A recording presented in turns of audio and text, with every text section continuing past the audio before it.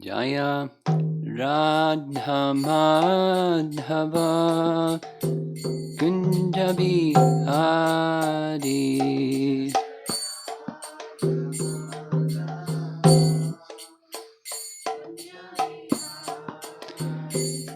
Jaya Radha Madhava Kunja Bihari.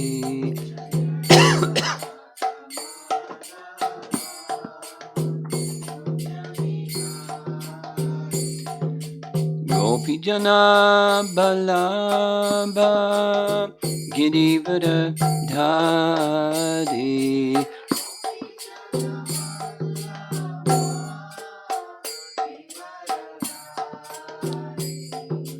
Gopijana Ballabha Girivara Dhari.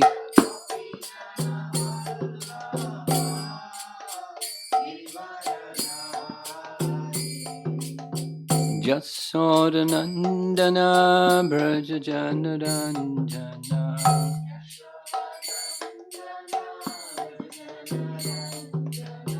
Jasodanandana Brajajanaranjana.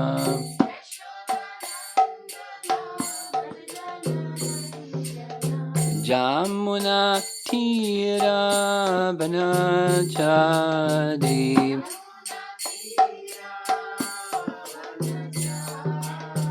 Jamuna Tira Vanachadi.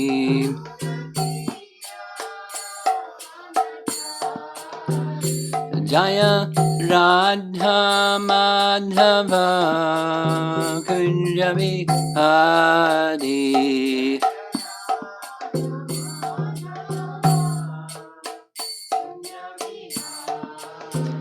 Jaya Radha Madhava Kunja Bihari.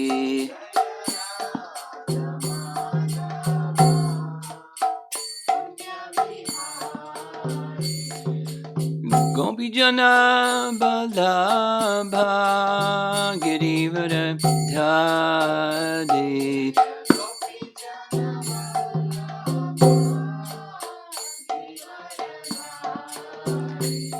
Gopijana Balabha Girivara Dhari.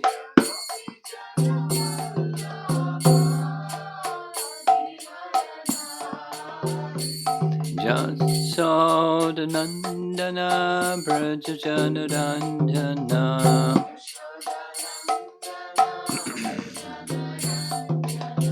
Jasodanandana Brajajanaranjana.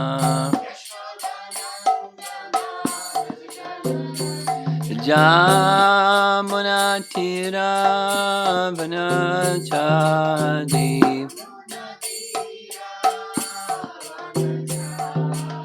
Jamuna Tira Vanachadi.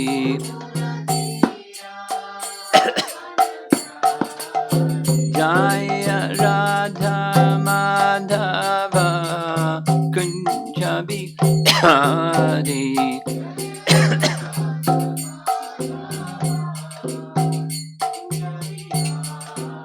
Jaya Radha Madhava Kunja Bihari.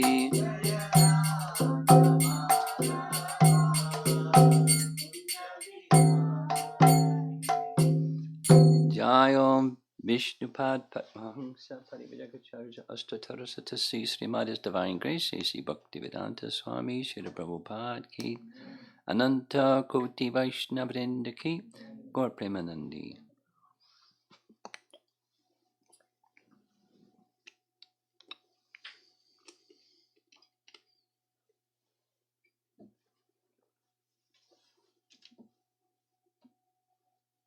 Om Namo Bhagavate Vasudevaya.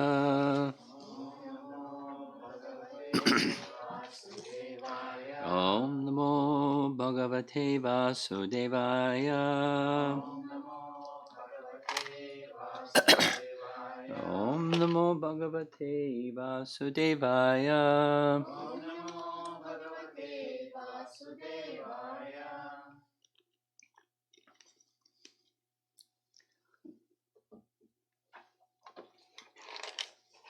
Continuing, chapter 26. And if I'm not mistaken, we got as far as 22.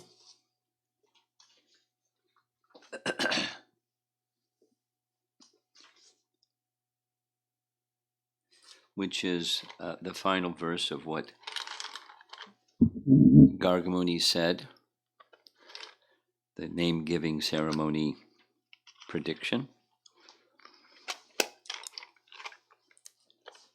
which begins with Tasmat, therefore. O Nanda Maharaj, this child of yours is as good as Narayana Sama. His transcendental qualities, opulence, name, fame, and influence, he is exactly like Narayana. Thus, you should not be astonished by his activities. And the purport of this verse, Nanda here reports to the cowherd men the concluding remarks of Gargamuni, who spoke at the secret birth ceremony of Lord Krishna. So we ended by yesterday morning by reading the commentaries from the equivalent verse in chapter 8 of Canto 10. And I want to continue from there.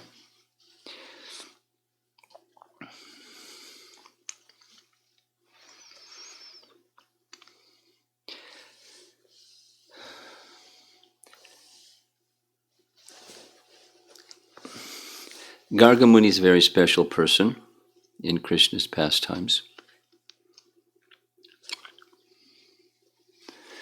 We hear from the story of King Muchukunda. King Muchukunda? No? King Muchukunda, when Krishna ran from the battlefield and he ran into the cave, King Muchukunda was in the cave, and Kalyavana, who was chasing him, got cindered by King Muchukunda because King Muchukunda was woken up. Kalyavana thought it was Krishna, he kicked him. He opened his eyes and was turned to ashes. That's King Muchukunda. So the story of King Muchukunda, of how he became Krishna's devotee, was he heard from Gargamuni that you will see Krishna, and he is like this. And when some, not a birth ceremony, but his chart was being read by, so Gargamuni was celebrated. Nanda Maharaj selected Gargamuni to do the name-giving ceremony because he is so celebrated. In the Yadu clan, or dynasty, he had that speciality. He was known. And it's for that reason that Nanda felt best to have the name-giving ceremony done in a secluded place. And there was appropriately selected, a secluded place was a cowshed for Krishna's birth. Very appropriate, or name-giving ceremony.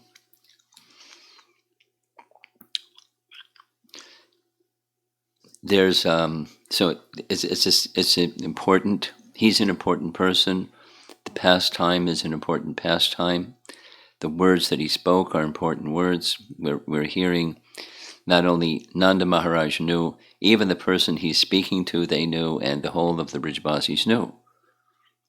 Kind of like, who is Krishna? Topic. A significant part of their sense of who is Krishna topic connected to Gargamuni's words. And we've been hearing some, and we'll hear some more.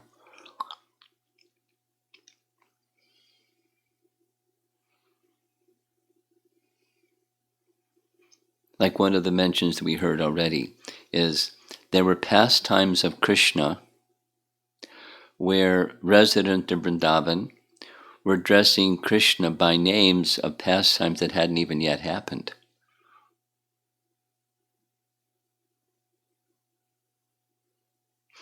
Or speaking of him as Mukunda or Madhusudana, they would speak of him in those terms, and it was with reference to Gargamuni's words, like people just hovered around those words.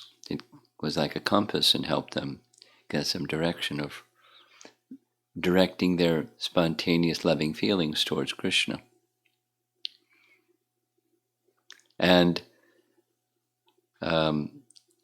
in Gaura Lila, there's a similar, different, but similar pastime. Not the birth pastime specifically, but during Nimai Pandit's youth, as a mischievous, apparently overly proud Brahmana teacher, went to the marketplace and did different things with different people. And so one of the persons he visited was an astrologer, and sat down and requested the astrologer to do his chart. And the astrologer said, I have to chant my mantra and meditate on the Supreme Lord and come back after some time, and I'll tell you what your chart says. Because he was not just, anyway, he was a qualified person. From what I understand, this is anecdotal, but one of the gifts that Prahladananda Swami has is astrology. I mean, don't send him your birth information because he's probably too busy to do your chart. But he told me that there was a Hispanic doctor that I was seeing in New York, and the Hispanic doctor had some connection with astrology. So he had invited Prahladananda Swami to read some charts and give a talk on how to read charts. So something like that. And the persons in that little assembly, wasn't a big hall or anything, people that kind of esoteric, really into astrology charts type of people. He read a couple of charts, or two or three or whatever, and they were amazed at the accuracy and the detail and stuff. And their question to him was, how do you get that skill? And his answer was, there's rules of astrology, but something that's more important is the inspiration from Supersoul. There's rules and how to read that of astrology, but something in order to be a good astrologer, you have to be Krishna. The inspiration from anything. There's rules and how to read that of astrology, but something in order to be a good astrologer. Some people cooking is better. In order to be good anything, there's rules and how to read that of astrology. But something in order to be more than some people, this astrologer is with anything. There's rules of that, at least astrology. But something in order to be more than some people, this astrologer is with anything. There's rules of that, at least astrology. But something in order to be more than some people, this astrologer is with anything. There's rules of that, at least astrology. But something in order to be more than some people, this astrologer is with anything. pastime of the forms of the Lord after forms of the Lord after forms of the Lord after forms of the Lord. And he was overwhelmed at what he saw. And when Chaitanya Mahaprabhu came back smiling, saying, so please tell me, what did you see in your meditation? And I forget exactly what the astrologer said. I didn't look it up before coming for class. But, something like something wonderful. Something like that.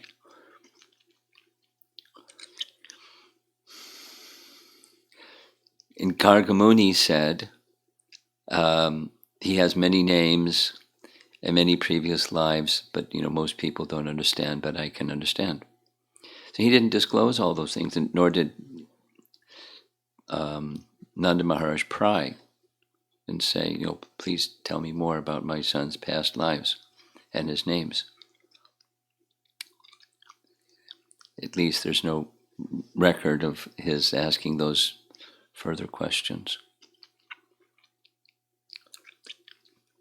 But the chapter is Wonderful Krishna. So again, the theme is astonishment, a secondary rasa, inspiring the elders to ask Nanda Maharaj, who is this boy? And his affection for us and our affection for him is over the top. So can you explain all this?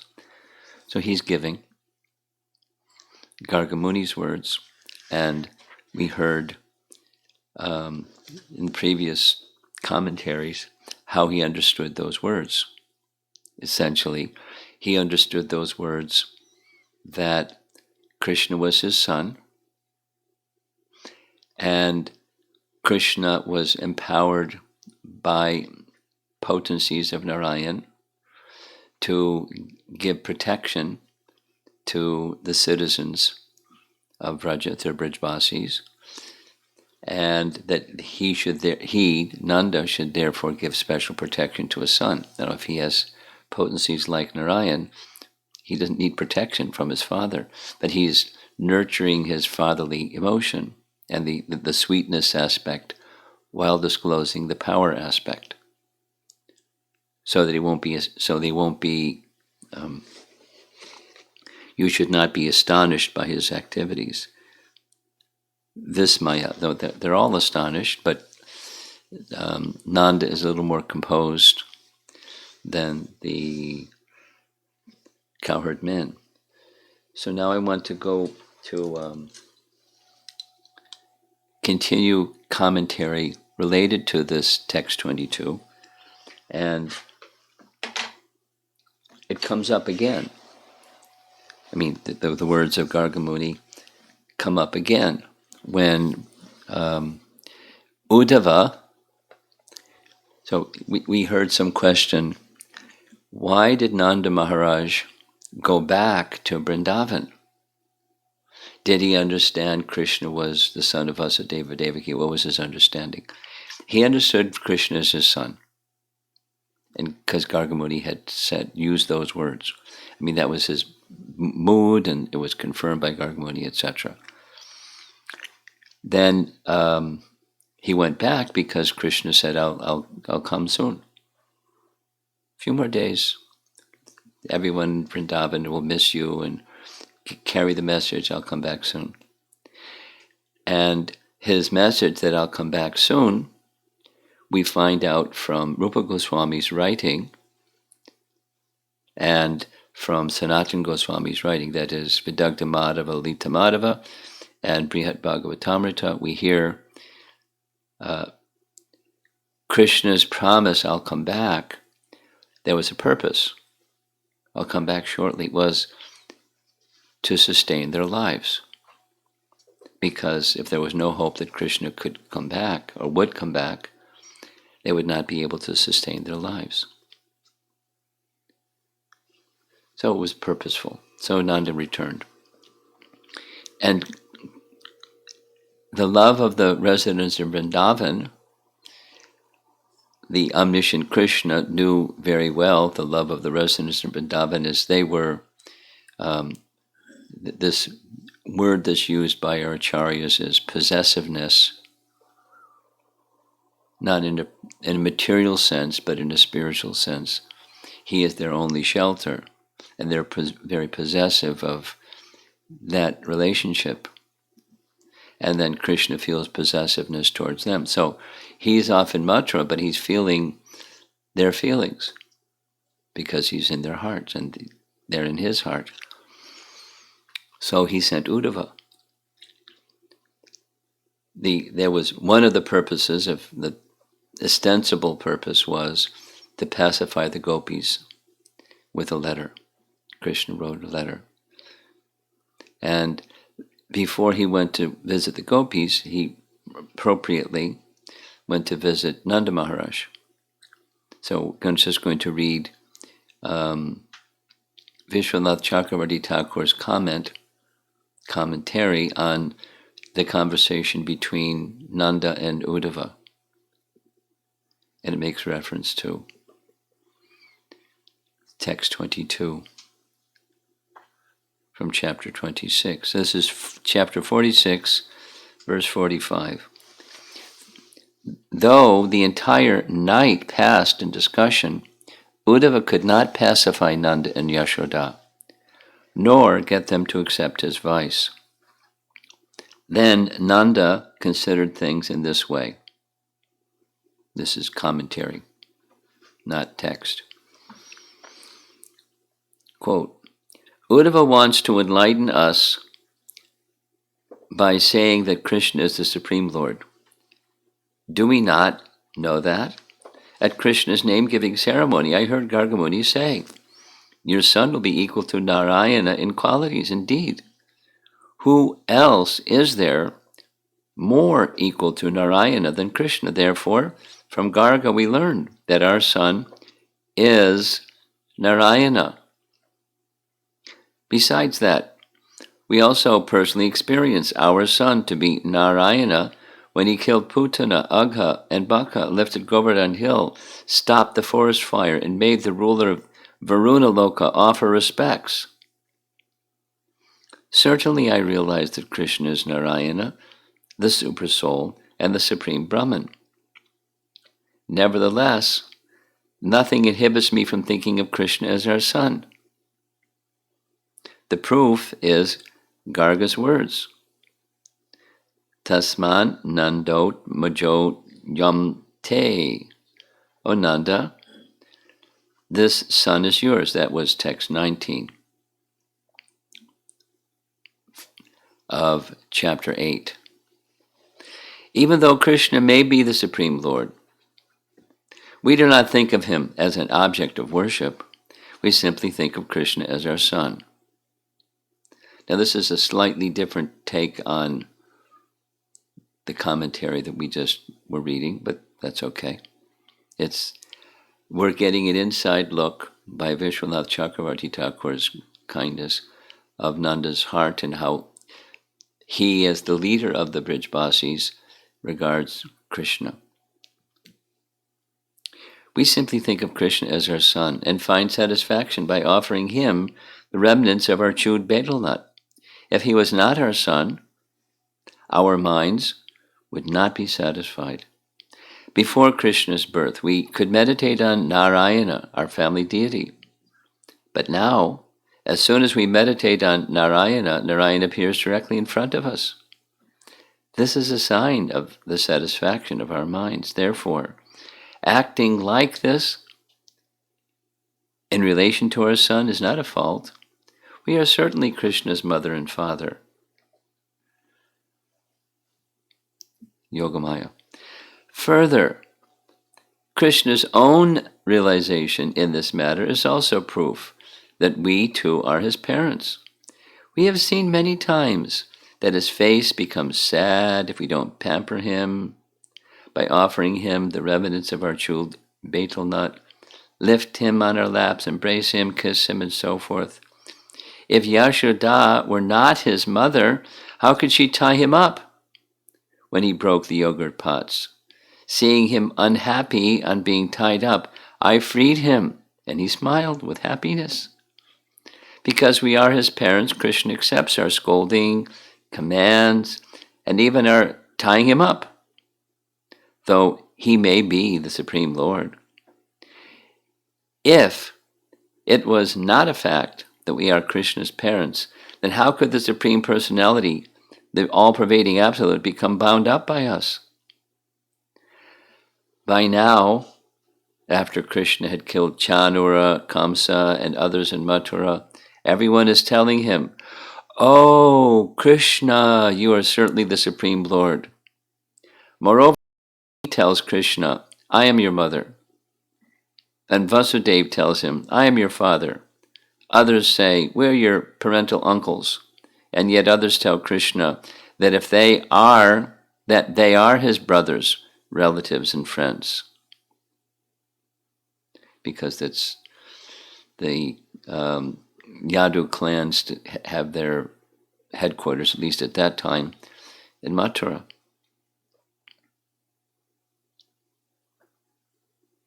Whenever they try to bring Krishna to their various houses by inviting him there, they simply prolong his stay in Mathura.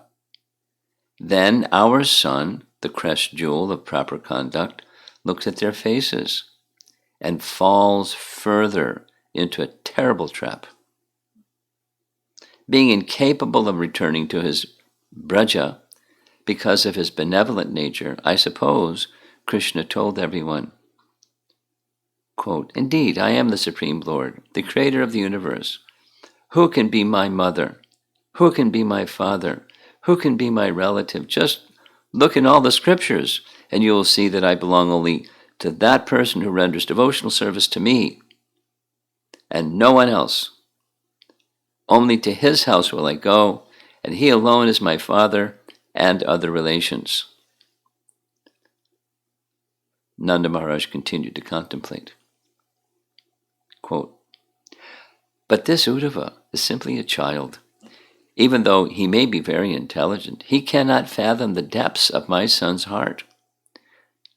Taking the literal meaning of Krishna's words as if they were Krishna's real thoughts, Uddhava has come from Mathura and given us this advice. My son has cleverly spoken, quite correctly, that he who renders devotion to me is my father, and in his house I reside.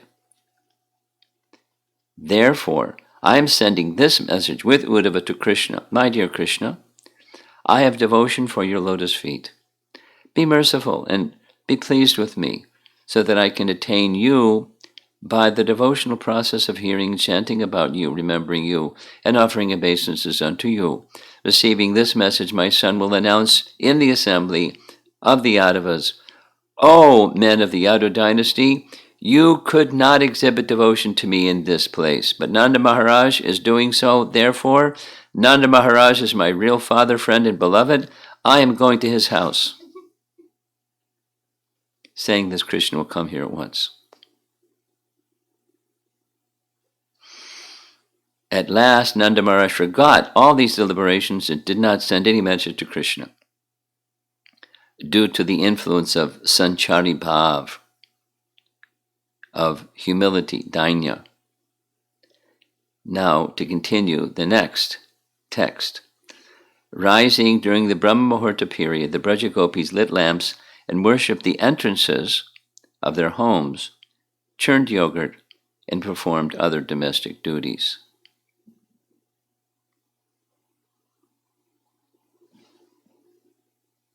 Who can understand? Vishwanath can understand.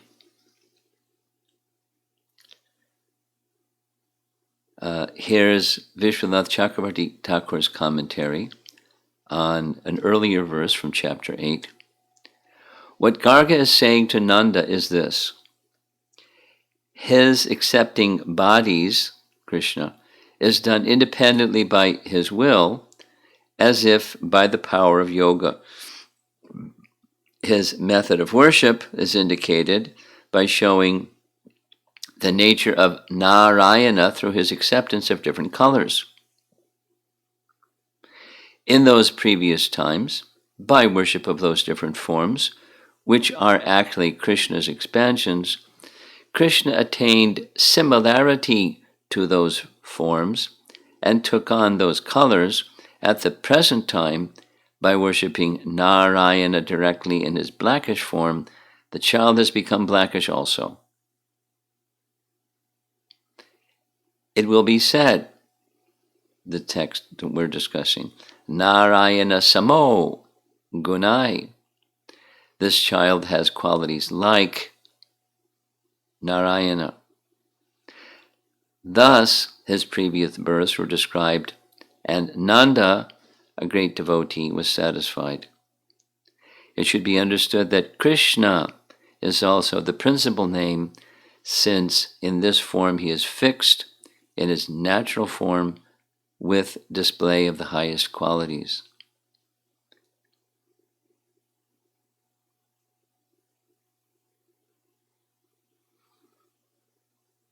Now, we read something yesterday from chapter 29 of Canto 10. This is dealing with the gopis.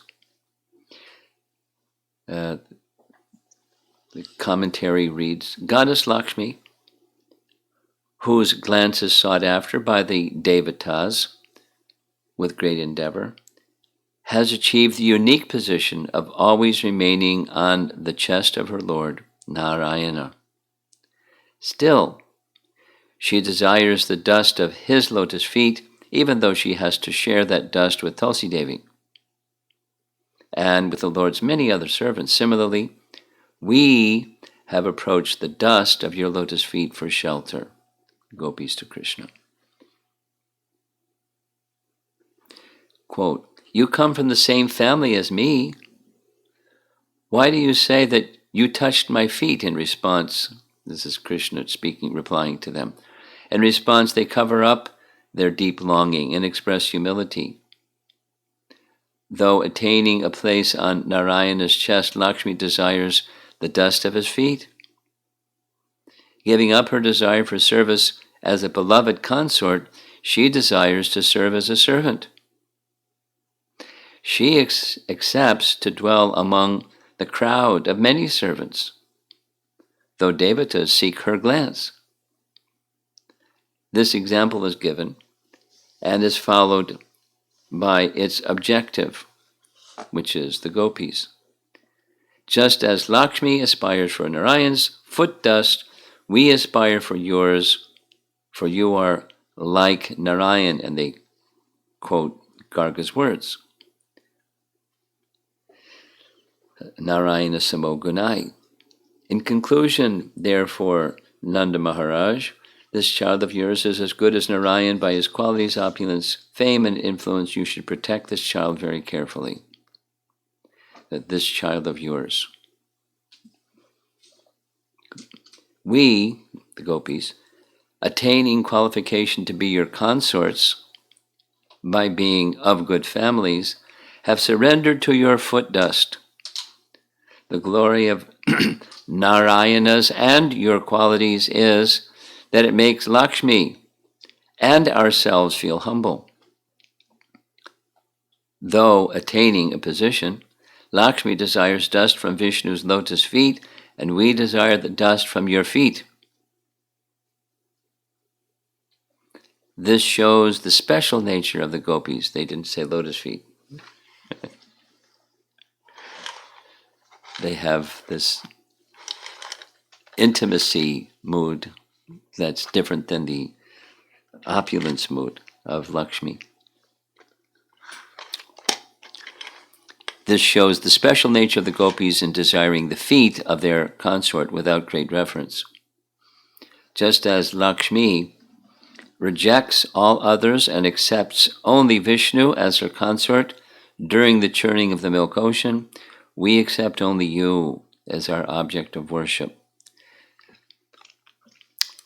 This is this possessiveness and exclusive devotion of the gopis and the other residents in Vrindavan.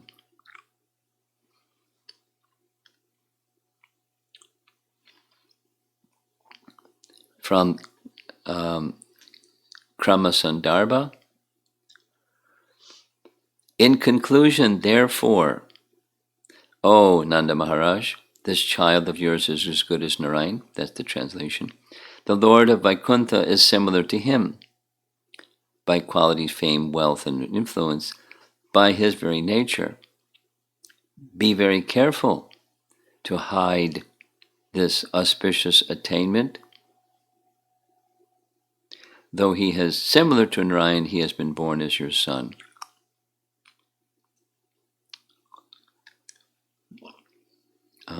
Krishna Sandarbha quotes the verse and then addresses the Purva-paksha people, the critic that say, oh, wait a minute.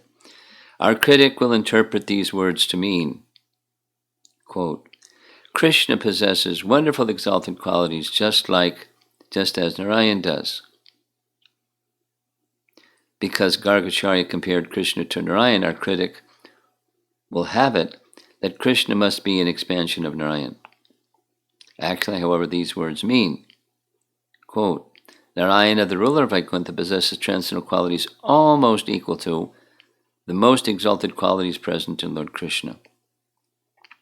Gargacharya's intention in speaking these words was to compare Narayana to Krishna, not to say that Krishna is so wonderful that he possesses great qualities just like Narayan does. It's the logic of making comparison, because there's the other commentary goes through it like really big detail. If you're comparing one thing to another thing, it means the thing that you're making comparison to is greater, and something that's compared to is lesser. So here's Gopal Champu.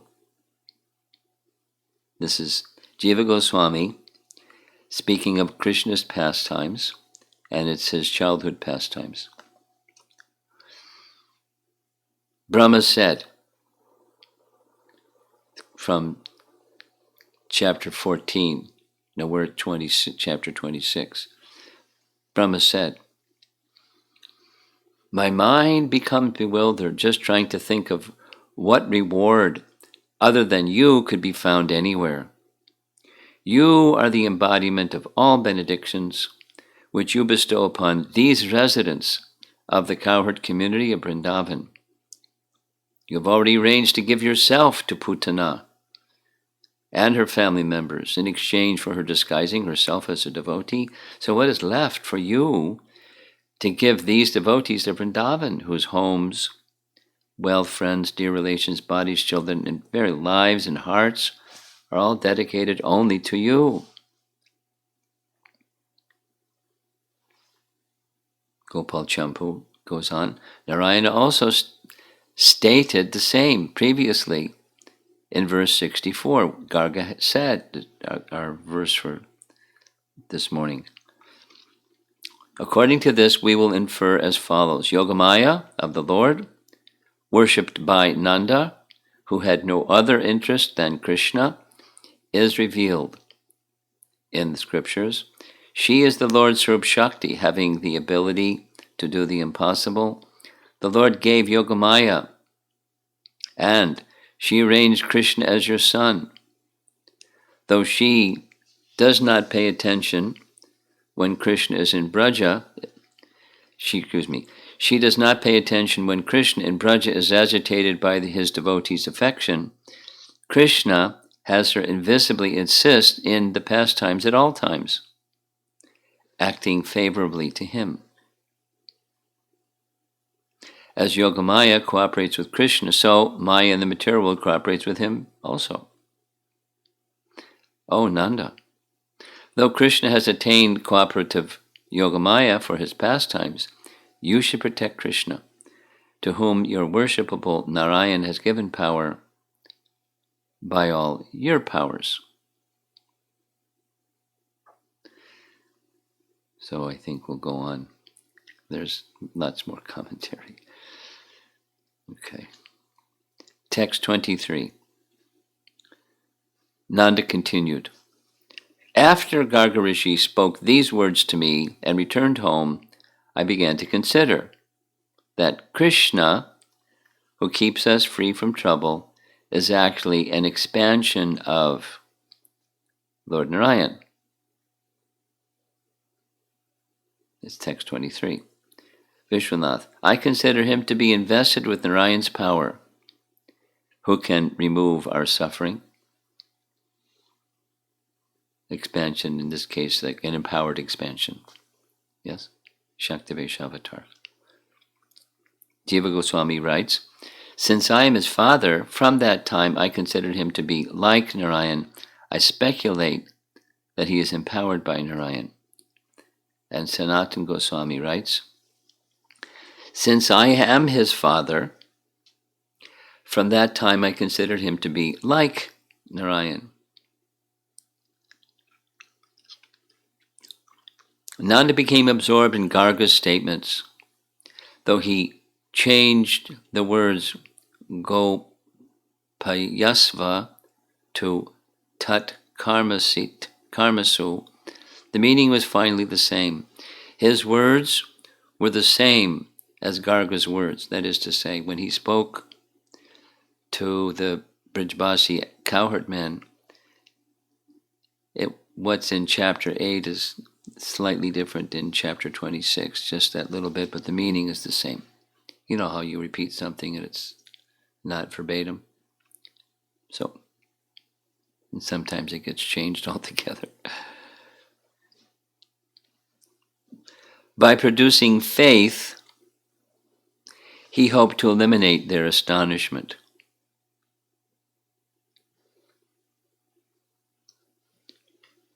Garga spoke and went home. This was concluded long ago, and thus Nanda did not have to worry about the problem now. Shukadev has also mentioned the same conclusion. Nanda shows his profound nature and deliberation to instill faith in the cowherds.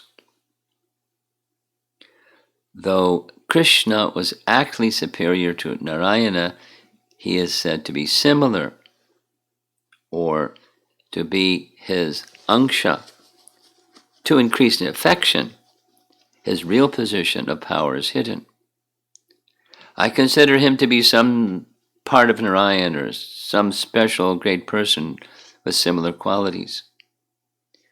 Though he is my son, I think of him as a part of Narayan to respect the words of Garga.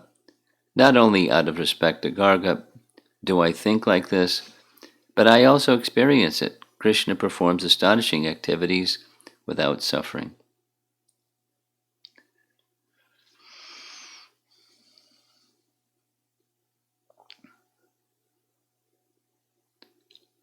Okay. So,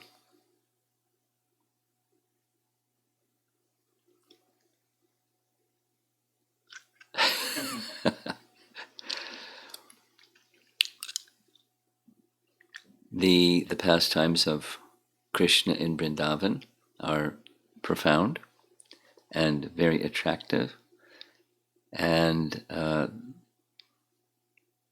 hearts and the minds are pleased just by hearing.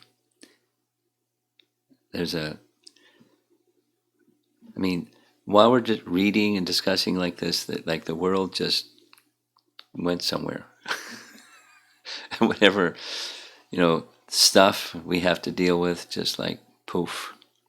And, then, okay, now it's, for those of you that are in some remote place, here in Chicago, it snowed last night, maybe 2 inches. April 17th, 2 inches of snow last night. So wherever you are, be glad you're not in Chicago. But by hearing pastimes of Krishna, it carries you beyond wherever you are. And there's this nice description in the beginning of the chapter 2 of Canto 3, where Vidura meets with Uddhava, and he starts asking about Krishna, and Prabhupada's comment is not just he lost external consciousness, but he was with Krishna. He went to be with Krishna. His contemplation was so intense. Not only he was in samadhi and not in touch with the outer world, but specifically he was with Krishna. And he wants to be with Krishna, and he was with Krishna. But he's also a servant of Krishna. And here's Vidura, who's dear to Krishna. And Uddhava's thinking himself, as Vaishnavas naturally do, in a humble mood. So he was thinking of Vidura as his elder and thus superior. So he wanted to be of service to Vidura. So he struggled and struggled and struggled, and somehow came back to external consciousness or half external consciousness. And in a string of verses described his sorrow at Krishna's departure, but not just his sorrow at Krishna's departure, his feelings of love for Krishna, and when Krishna exhibited pastimes that made him be considered by materialistic people that he was just an ordinary person like everybody else, maybe a gifted but an ordinary person, that would give him great pain because he saw Krishna in the way that he saw Krishna, and the absolute truth personality of Godhead. He knew that. He saw that. That was his mood. He was a Dwarkavasi. And now we're hearing of the Brijvasis. And when Uddhava went to visit them, he was sharing his perspective. He's the personality of Godhead. Didn't pacify their hearts. It was well intended, but so he has this special way of adjusting everything, and then forgets being again overwhelmed by. So he's the head of the cowherds. He has qualification. He's not just like an elected official that doesn't have qualification or something, like modern times. But he had the qualification to be their leader, and he had analytical capacity and intellectual capacity and all of that. And hearing the words of Garga, we heard how he processed all of that. It's a little different and a little detailed, but the bottom line is, he's our son, boss. He has powers, okay. He's our son. And we have to protect him. The parental affection with natural and spontaneous love. That's their mood. Very exalted. So let's see if there's some discussion. It's already almost 8 o'clock.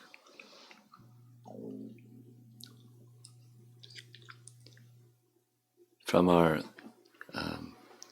socially distanced, more than 6 feet apart, by the way, for those of you that are worried about this. At least 8 feet, maybe 10. Go ahead. Button. Okay. So Krishna, when he comes with all the associates. So does that, like, all the associates are all the demigods as well, or like, how about Lord Brahma, Lord Shiva? They don't come, and Lord Indra. So how? Who are the associates? There's different categories.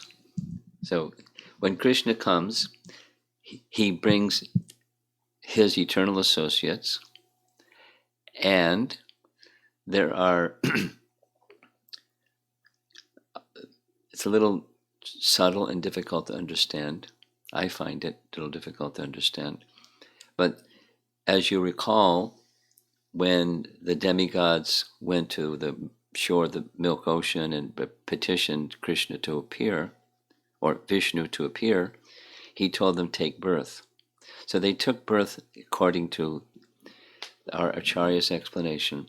Partial expansions of them entered into bodies of those who were taking birth around the time of Krishna's pastimes. So at the conclusion of Krishna's pastimes, Jiva Goswami details, after killing Kalanemi, Shishupal and Kalanemi, he was at the gate of Mathura. Jiva Goswami explains and gives details of scriptural references, and even anyway, he accepted the attire of a cowherd boy instead of a king, and entered into Vrindavan, stayed there for 2 weeks, and sent the partial expansions of he wrapped up everything. The partial expansions of the demigods went back to their abodes because they had come at his request, and they went back. And then the other residents of Vrindavan, his Nitya Siddha devotees, their physical manifestation was withdrawn. Their eternal associates, their pastimes are eternally going on, but their physical manifestation was withdrawn. His eternal associates. And then there's other categories. And the general umbrella of the other category is, for the purpose of Krishna's pastimes, there are some persons who are qualified to go back to Godhead, but they make a little pit stop. One more birth where they get trained up by the Nityasiddha devotees how to do their services. The apprentice program by the Nityasiddha devotees. And then they're ready to go, to Goloka. And then there's different divisions of those. Here's 2 divisions that are specified. The Rishi, this is amongst the gopis, the Rishi Chari gopis. From the Dandak forest, they wished, and they took their birth as gopis in the next life, or sometime.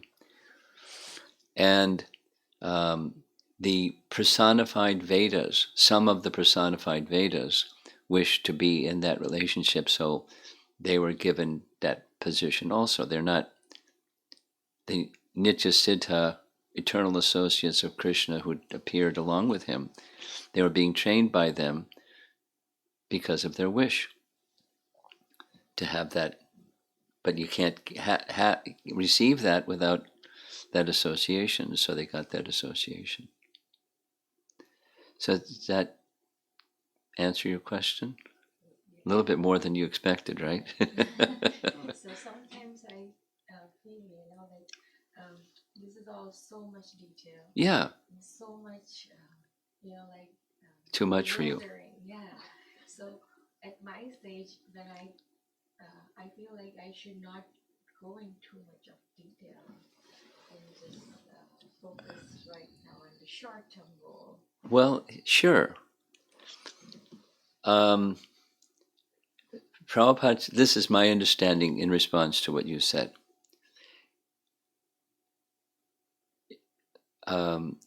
When a goal is well defined, then it's easy to make steps to get there.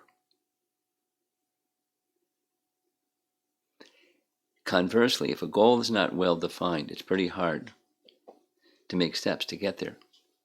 It's not the same. Like, let's say, whatever, some young person wants to go to India.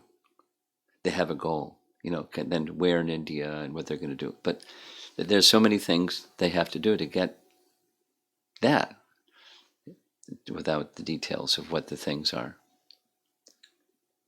Passport and a visa and a ticket and a whatever and a whatever. Or you want to go to college so if you have a clear idea of career, supposing you don't have a clear idea of career, what's the impetus to go to college? Well, all the other kids go to college. It's not the same as you have a clear goal. And then it makes the steps more firm because you have a clear goal. You're not there yet. So as with material things, let's do the spiritual thing. Love God with all your heart, with all your mind, with all your strength. That's the teaching, the number one teaching that Christ gave. Great. Tell me a little bit about him. The one that I'm supposed to love God with all my heart. And all. So the more defined God is, the more lovable, the more it is you're able to fulfill the instruction. God is good. God is great. How good is he? How great is he? Well, he's great. And you hear the greatness. The inconceivable. Some details of the inconceivable are revealed. Details, this is your word. Details of the inconceivable are revealed. And like I'm down here, that's inconceivable. But the inconceivable can be disclosed by the inconceivable person through his representatives. And that's, according to Rupa Goswami, those are stimulations for ecstatic love. There's a udipan. There's stimulations for ecstatic love. And there's details. It's like, ecstatic love, it gets really stimulated by details. Not the cognitive, but the affective. How wonderful is my Krishna? Because that's the chapter, Wonderful Krishna. I didn't think of God with all that detail. It's mind-boggling. That's good. It's not like it's meant that you just get your mind around it and now I put it in my information basket over here. What's next? That's not the intention.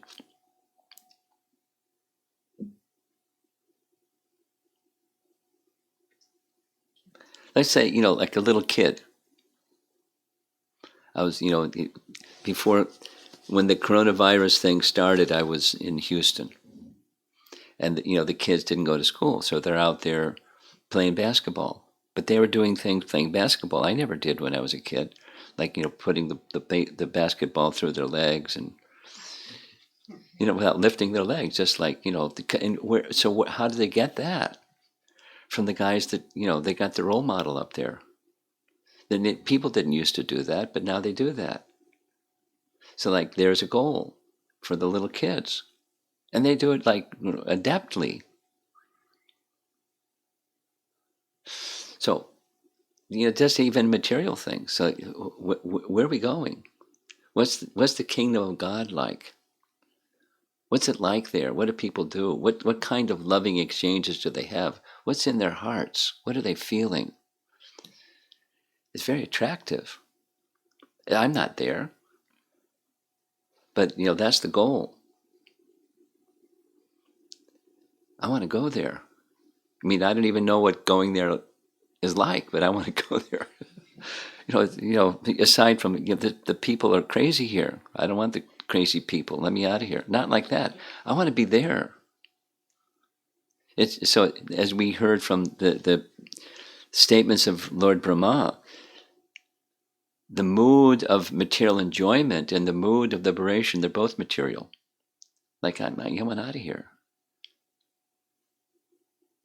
It's material. It's the flip side of the same coin. It's material. So what's the option? What's not material? What's beyond liberation?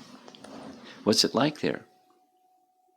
What do people do? I mean, a curious person will want to know.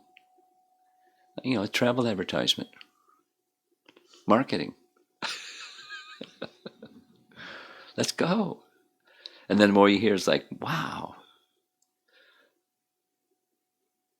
that's beautiful. How wonderful is Krishna, and how wonderful it is to be in these. And then there's other devotees that feel, I'm not qualified. Uddhava, most knowledgeable Uddhava, I'm not qualified. But let me take birth as a blade of grass. I mean, we're not qualified to think like that either. But people that are qualified think like that. So, boy, I'm way down here. So what's my eligibility? Well,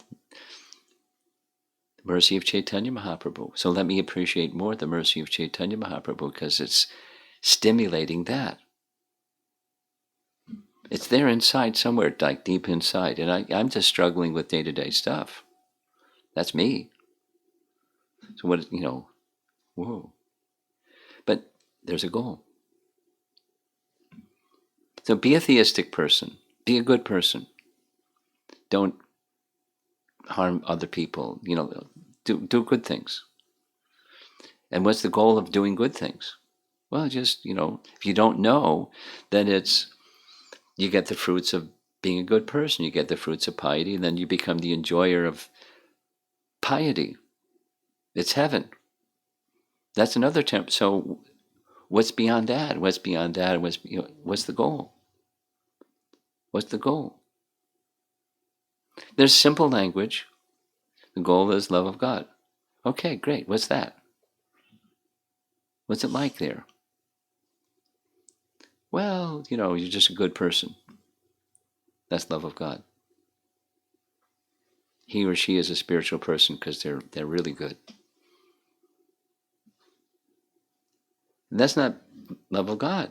I mean, God's maybe in the picture somewhere, but if you give his form and his pastimes and qualities, they go, no.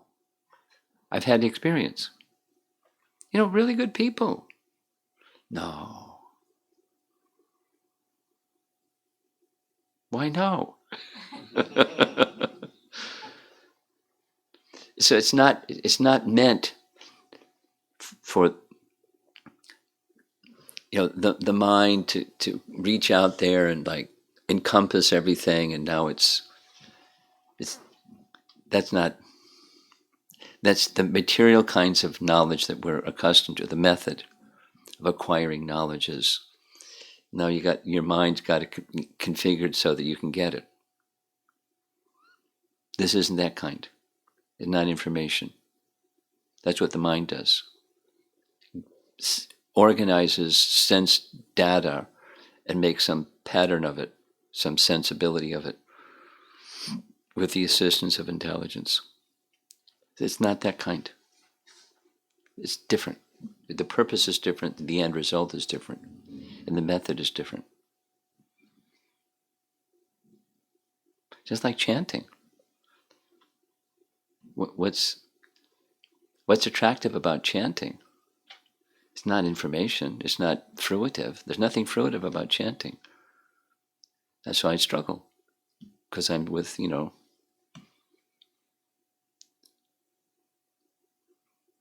another model. The model is, this is stuff that's meant for me to be the enjoyer of, and I just have to be a religious person so I can be a religious enjoyer of stuff. This is far beyond that. The goal is far beyond that. And somehow you're in the association of those that are willing to give that to you. Our great acharyas and our founder acharya, and here it is. It's mercy of Lord Chaitanya. Please take it. Ooh. I'm struggling down here. Just trying to get by day to day, and you're like, whoa. Sometimes I feel like I'm not so curious about, as you mentioned, that, let's get out of here. That's okay. Low stage. That's okay. It's quite okay. It's quite, you're not, there's something wrong with you if that's how you think. It's quite okay. It's honest to say like that. And so good. Now,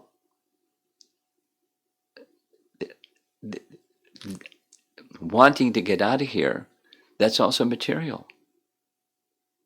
It's the flip side of, so like one of the questions the other day is, a very honest statement, one nice devotee, I can't help myself, but I like to be comfortable. Like what's wrong with wanting to be comfortable? Should I want to be uncomfortable? What's wrong? It's not wrong. That wasn't the question. But their statement was, I'm stuck there. And how do I go beyond just wanting to be comfortable? It's the hearing and chanting process can carry one beyond even, like redefining what comfortable is. Let's say somebody has their karma is they've got lots of opulence. And they're comfortable having opulence. And if that opulence gets pinched, like is what's going on right now with coronavirus, lots of people that are used to comfort are not getting comfort in so many levels without going into it. So now that's, what are they experiencing? Fear, etc. Deprivation and panic and just, anxiety disorders and all, who knows what's going on in the emotional level of people that want a comfortable life. And it's not comfortable anymore. And it keeps dragging on. And how long is it going to drag on? Like, I want to go back to the football and baseball games and basketball. I want life to be like, normal. Normal is illusion. But that's where I am.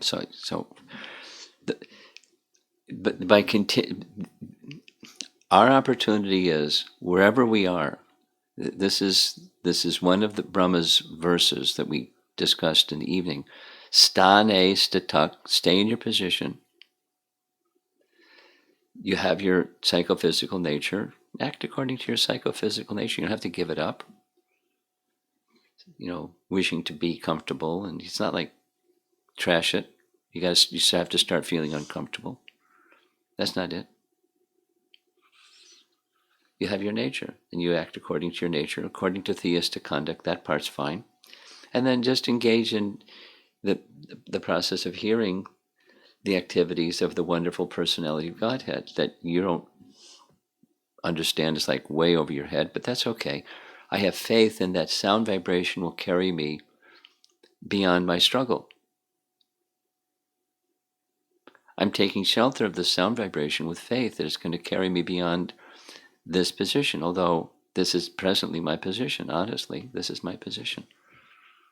That's good, be honest. And then, okay, accept that that's my position. That's good too.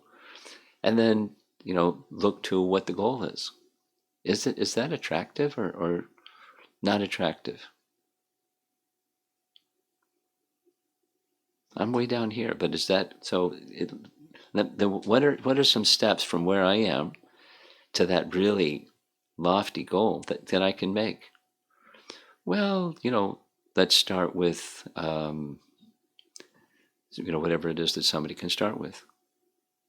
Then we become vegetarian. For some people, it's become vegetarian. Okay, good. And then offer your food to Krishna. Oh, great. And what's the next step that's doable for me?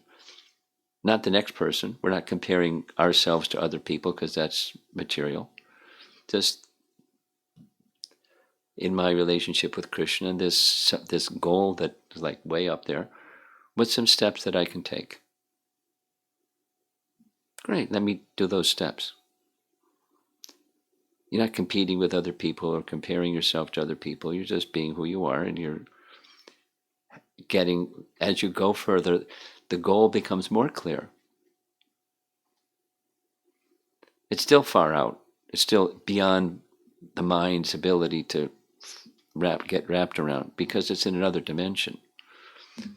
But the clarity of what a relationship with Krishna is, what it looks like, what it feels like, what it means. And like somebody asked the question, what does it mean to be connected? This was last night, right?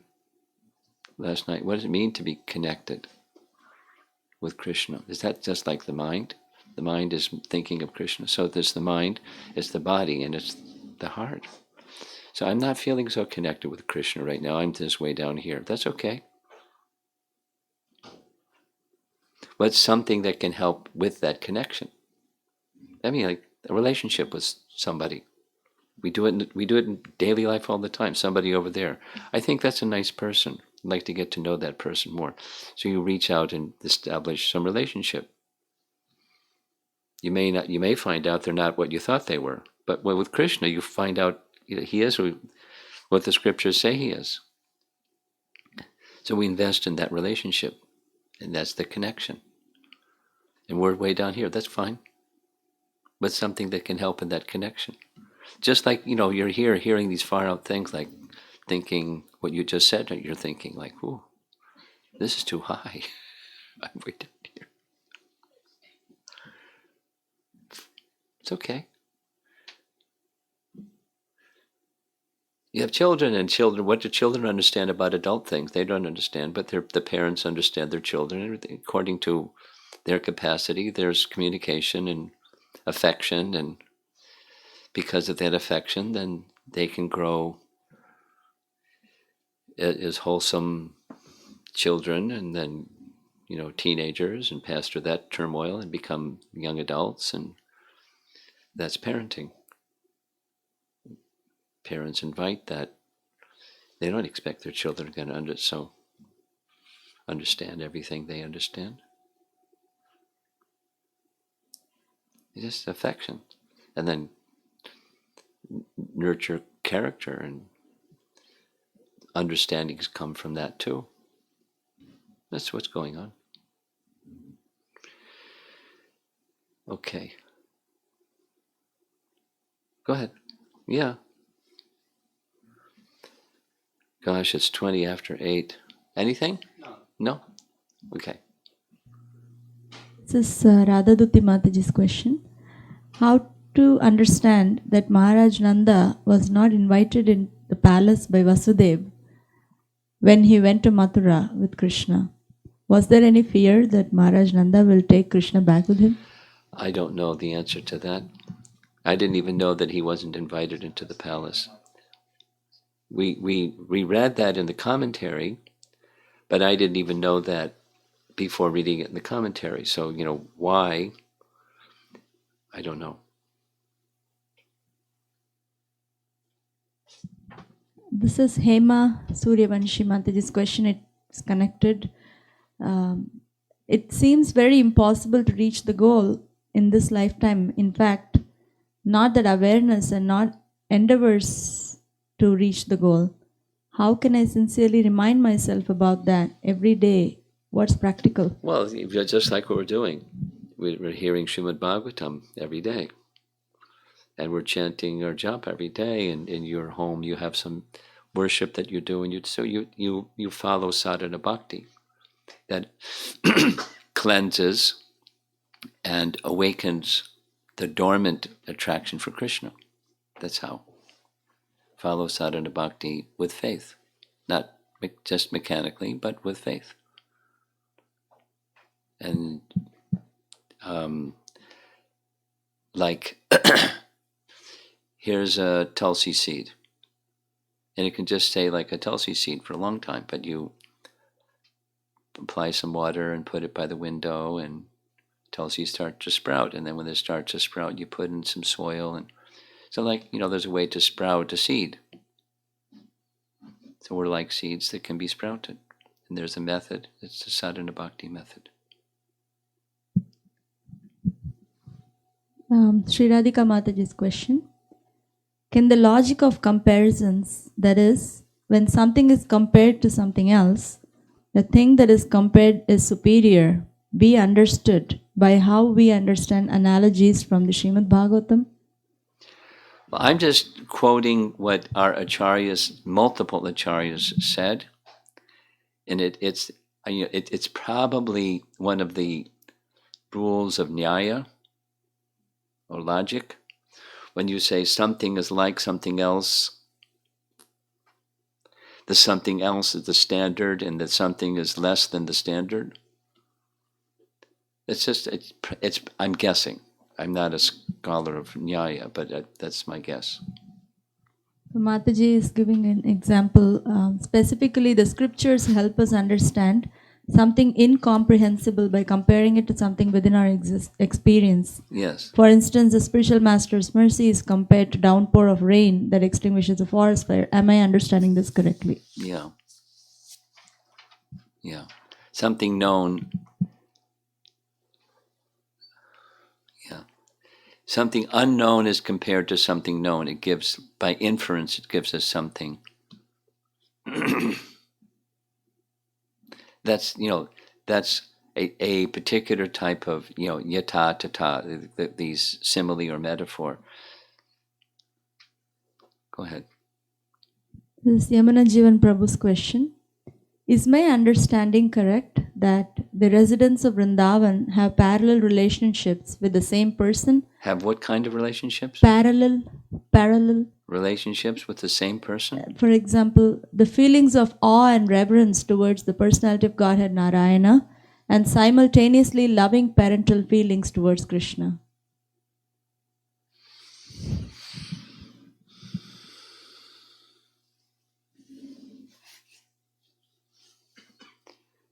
Gosh.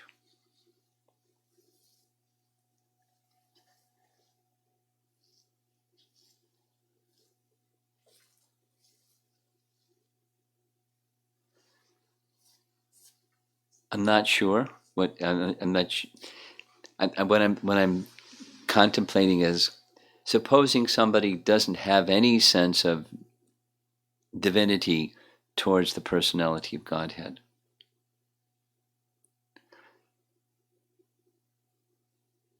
Like, for example, like the Cowherd Boys. Krishna shows wonderful pastimes, and what do the Cowherd Boys think about the wonderful pastimes? Do they contemplate his divinity? The parents, the adults, the parental affection, they're thinking that way. Are the Cowherd Boys thinking that way? Are the gopis thinking that way? The young gopis? There's divinity feature within Krishna, and then there's this sweetness feature within Krishna. Are they? Is that? So I'm not sure his assumption is appropriate or correct with all the different rasas.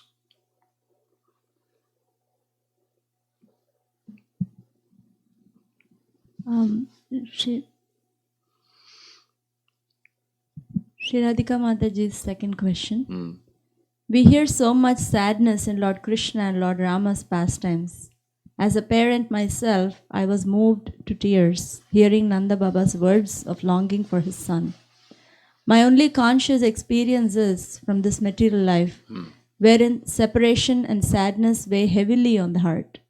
On the one hand, I long for spiritual attainment, but on the other hand, the spiritual ecstasy of separation and sadness don't present a great travel advertisement to my heart.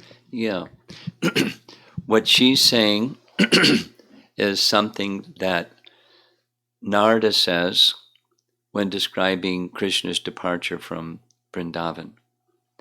He says something like this: this isn't a good topic to discuss with worldly people, because when worldly people hear it, they think, "Oh no, forget it. I don't want to get to that stage of love for Krishna, because I may have to undergo that terrible, terrible, painful emotion. It's best not discussed." And then he goes on discussing it for pages and pages and pages, because this is a transcendental perspective. Within that sadness, it's not sadness, it's ecstasy. But we're used to looking at things with the lens of our material experience, which is, connected to her previous question. As something that's known, we're looking at something that's unknown. So we think of sadness from our experience that looks like sadness within our experience, but it's not. It's ecstasy. It's a stimulation of ecstatic love. And the description sounds horrible, but it's an ecstasy. That was the explanation that we discussed during the Ayodhya Yatra. some persons were saying, I mean, privately to me, there's so much sadness here, I etc. But the explanation is that's an ecstasy. It's discussed in Nectar Devotion. And, it takes a transcendental mood to understand it, and it takes faith to accept it. It's an ecstasy. Looks terrible. Look through our material lens. Forget it, man. I'm not going to get attached to Krishna. It's like what Rupa Goswami writes in Bhakti Rasamrita Sindhu. He writes, if you're at all attached to family and society and your material situation, don't go to Keshigat. Because at Keshigat, there's a little boy, his name is Gopal, and he'll steal your heart and you'll forget all that stuff. So if you're at all attached to those things, don't go there. Now, it doesn't mean that the result of going there is that you just trash your family and society and everything. That is not what it means. But the material affinity slackens, and therefore then one carries out duty according to psychophysical nature. This is this stane statux. You stay in your position. That was Lord Chaitanya's insistence. It's what Krishna's insistence is in Bhagavad Gita. It's the Bhagavatam's message. You stay in your position. And awaken your loving attraction for Krishna, and then those things that are sad are ecstasies. It's not sadness as we know it. As long as we look through the teachings of the Bhagavatam or the pastimes of Krishna with a material lens, we're not going to understand it anyways. I mean, the previous chapters, the Govardhan Hill, gosh, it's life-threatening. That's not fun. And all they did was they just did what Krishna said, and their lives were threatened, and their cows were threatened. And one of their verses, they pray, Krishna, please protect our cows, and if you're so kind, please protect us too. Because they'll sacrifice their lives for the cows because they protect cows. Anyway, looks sad. What she's saying is correct. It looks sad, but it's not. It's ecstasy. And it's already 8:30. So last question, we're going to close up. This is Visalaksha Prabhu. Garga Muni knows that Lord Sri Krishna is Supreme Personality of Godhead, then Lord Narayana. Still, why is he indirectly saying to Nanda Maharaj rather than directly? Because he's protecting Nanda Maharaj's bhava, his mood of love. And he knows his mood of love, and so he's not trampling on it. He's protecting it. One more. Amara Mataji's question.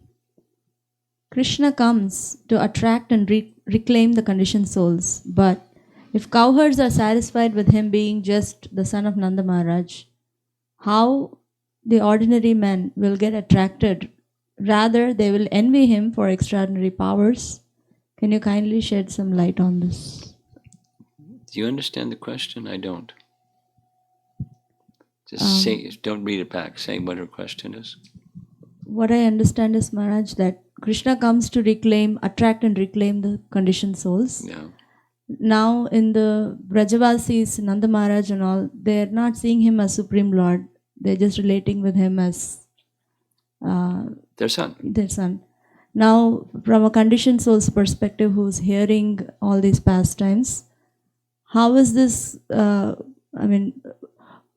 If we don't look up to him as God and just see him as one of the Brajavasis, Krishna, so people are going to only envy his supreme powers. How is it going to attract?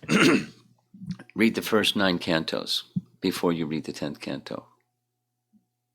because in short, the powers become clear. The all-powerful. Now, if you're going to be envious because he's all-powerful, then you're not going to go to the 10th canto. You're just going to close the book and walk away because of an envious heart. However, there are potencies that can help cleanse the heart through just the hearing process. And then the super attractiveness of not only the all-powerful, but the super sweet Krishna become aroused by hearing the 10th canto. The same explanation and detail, etc., is not found in, it's sprinkled in the earlier cantos, but not extolled in the way that it is in the 10th canto, the sweetness feature of Vrindavan. I think we're going to end because of time. Thank you very much. Prabhupada ki jai.